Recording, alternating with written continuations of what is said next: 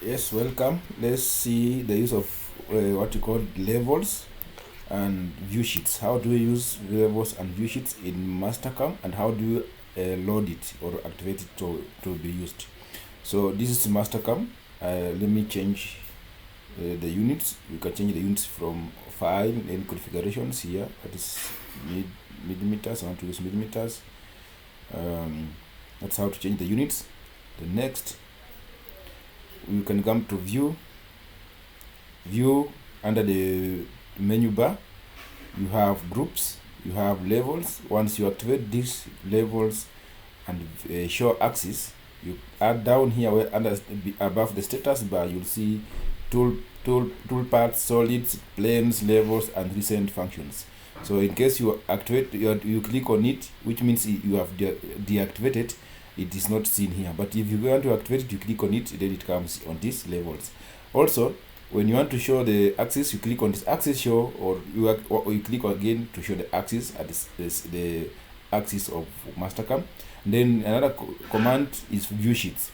View sheets, you click on this one, you have the view sheets here. So you can right click on this one, then say rename view sheets. Maybe you want to put for example front plane. So how do you use view sheets? So maybe, for example, let me load a file.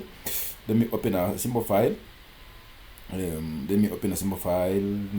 to use these parts. Let me see a simple file.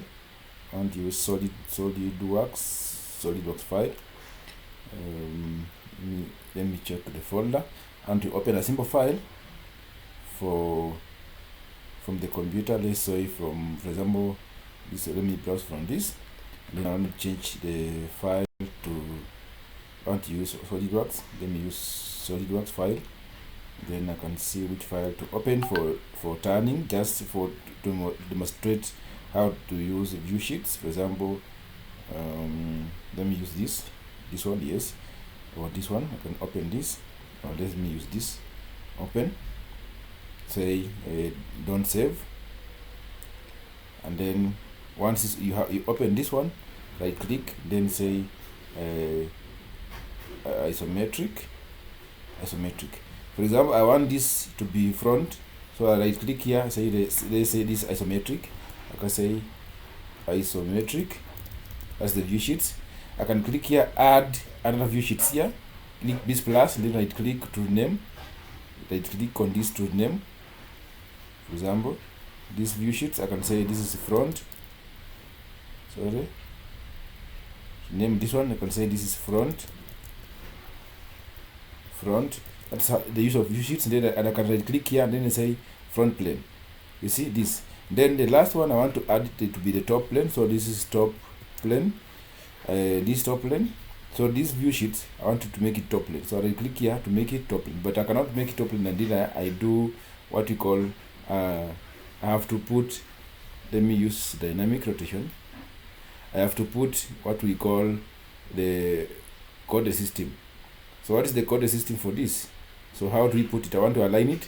So we come to model preparation, then click align to Z, and then after align to Z, you can click on this face.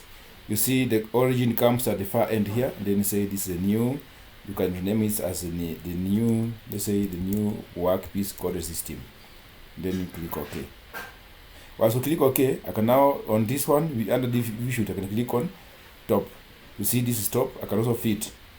And then if I want a front plane, click on this. If I want isometric plane, I click on this. If I want to add another plane, maybe I could say this plane. Let me rename this one. I can say maybe right plane, for example. Right plane. Right click on this and say rename. I can say right plane. And use all of them capital. Right.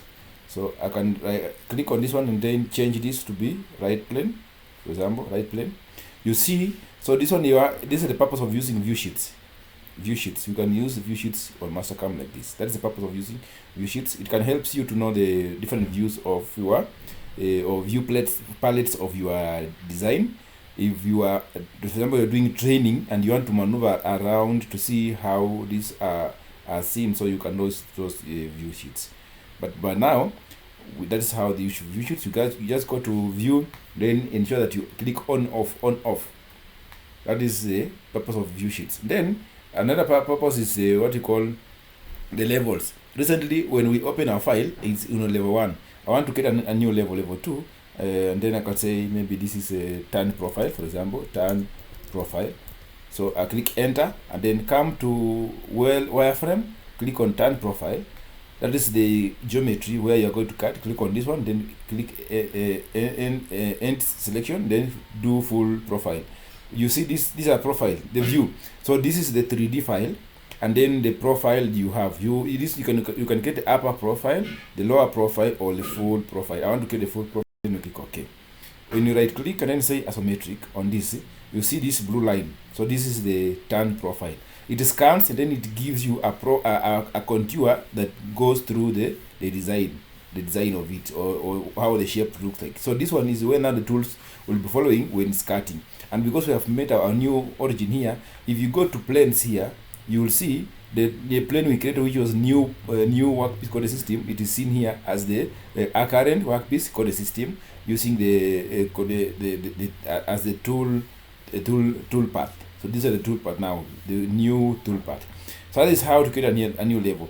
If you want to hide, for example, now you find the first one, the level 1, we have one entity, which because we imported a solid file. Then level 2, we have 54 entities.